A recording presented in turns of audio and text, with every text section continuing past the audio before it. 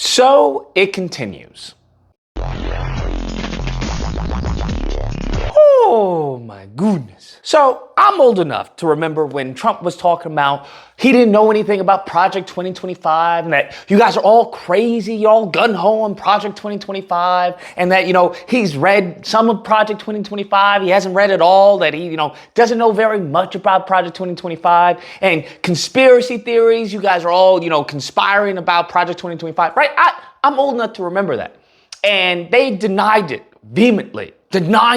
Completely denied it. They didn't know anything about it. They didn't even know how to count to 2025. Then sure enough, he starts hiring people who wrote Project 2025 on his cabinet, having these people around him. And then the rebuttal was, well, you know what? Practically everyone had a hand in Project 2025. What, do you want me not to hire the people that were in Project 2025? Then I'm not going to have anyone to hire. Then they started implementing policies and sentiments that came from Project 2025. And one such sentiment was the removal of civil rights. Now, I, among other people, were letting people know, listen, this is pretty extreme what they are looking to do, if this is in fact what they're looking to do.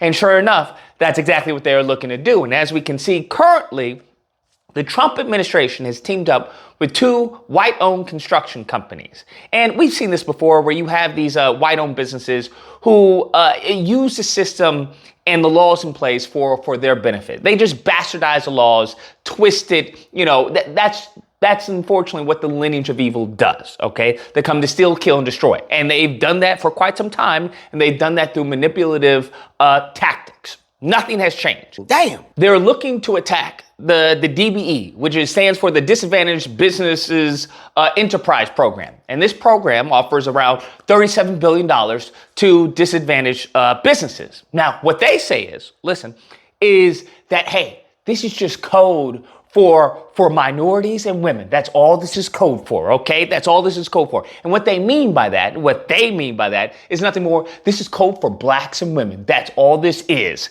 And that irritates them.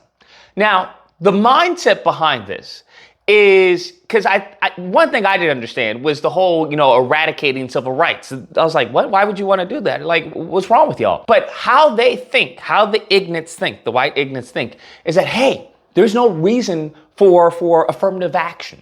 That's why I find it hilarious, just a side note, find it hilarious that all the goofies who are talking about, hashtag sit on the couch, hashtag reparations now, all these goofies who are talking about reparations and wanted to vilify Kamala Harris, who was pro-reparations, but kept looking at a 10-year-old video during of an interview of her saying, I'm not going to do anything for black people. Since then, she had updated her beliefs and was coming out with plans and advocating for reparations. At the same time, they were trying to say, well, I'm not voting for Trump, but I'm not voting for Kamala Harris, okay? I'm just saying, this goofy mindset of trying to sandbag Kamala Harris while also trying to say, well, I'm impartial. I'm not for either one. Goofiness, right? That's why I say many of these, whatever they call themselves, FBA, MBA, ABA, I don't care, okay? Many of that group, that movement is COINTELPRO. I just want people to understand. Just for a second, if you think about it, any type of movement that causes black people to fight other black people, who benefits from that? Not black people. Who benefits from that? Okay, the lineage of evil. Okay, people who cause death and destruction to us and have since the beginning of time. Now we have Trump in office. And it's backfiring because what they think is, well, we're going to get rid of the illegals. In the meantime, between time, they're looking to get rid of you as well. Just because Jose doesn't have the job doesn't mean they want you to have the job. So when it comes to these civil rights, rollback of civil rights, what they feel is reparations for what? You're the criminal. Okay, why are we going to give reparations to the criminals? You guys, it's the black people who are doing all the crime. We're not going to give them money because they're going to spend it on chicken wings and watermelon. That's what they believe. And we even have Tommy Tuberville, I believe that is his name, who came out and said that. The Democrats want to give reparations to the criminals. They want crime because they want to take over what you got. They want to control what you have. They want reparation because they think the people that do the crime are owed that. Bullshit. They are not owed that. Okay, this is the same individual who's very much in Trump's social circle. We already know how Charlie Kirk thinks. He's also in Trump's social circle. He's the one that tried to stoke fear amongst people for having black pilots. Okay, this is the administration that they wanted to put into office by, I don't know, being upset that Kamala had collard greens in the bathtub and she Indian or whatever. He's out of line, but he's right.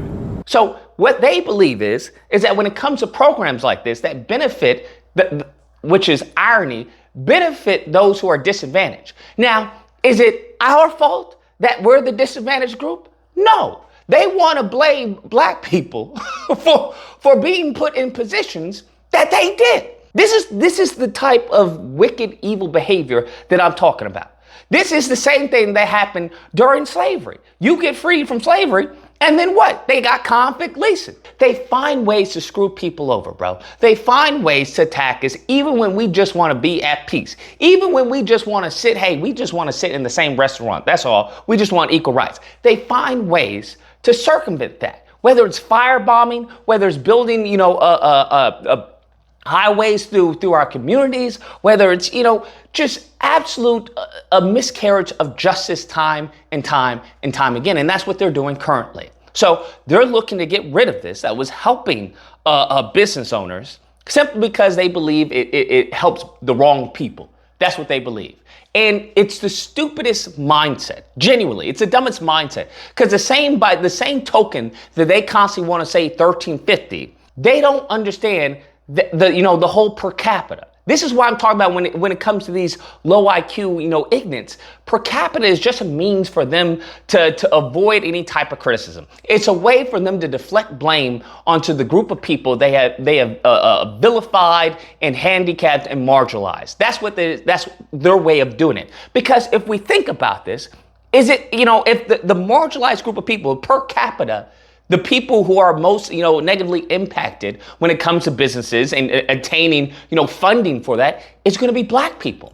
So how are you going to attack them if they're the ones per capita that are being negatively impacted? So because it's this group of people who are negatively impacted, therefore it's discriminatory towards white people? Come on, man. It makes no sense. It makes no logical sense. And here's the thing.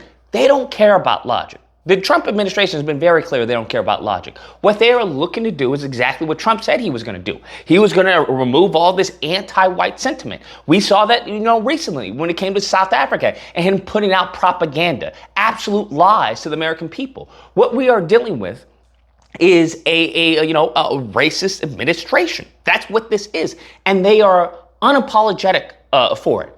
And the comedy is that they have brown and black faces running game for them. That's the crazy part.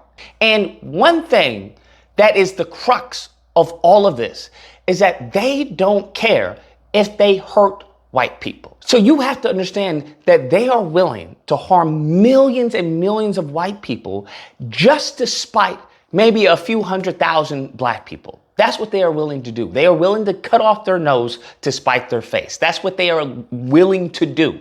I don't think people are prepared for the level of just wickedness, the behavior that they are willing to enact. And I think even white people are unfamiliar with the harm that's about to come their way due to the racists, due to the white ignorance of the population. And it's unfortunate because everyone's going to be harmed. But the funny part is more of them are going to be harmed than we are. Anyways, guys, that's the video. Let me know what you guys think. Whether or not you believe, Lucas, this is good, okay? Because this is anti-white racism. That's what this is. This is discriminatory practice against white people. Or if you have to believe, it's almost as asinine as people saying that reparations for descendants of slaves is racist because it's given to black people.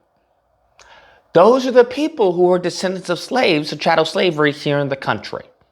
I don't know what to tell you. Nevertheless, if you happen to disagree, you know where to find me. Disagreement Day, Thursday through Saturday. There'll be a number on the screen. You call in, we duke it out. Otherwise, I hope you guys enjoyed the video. If you did, please feel free to like, share, comment. Let me know what you guys think and subscribe. And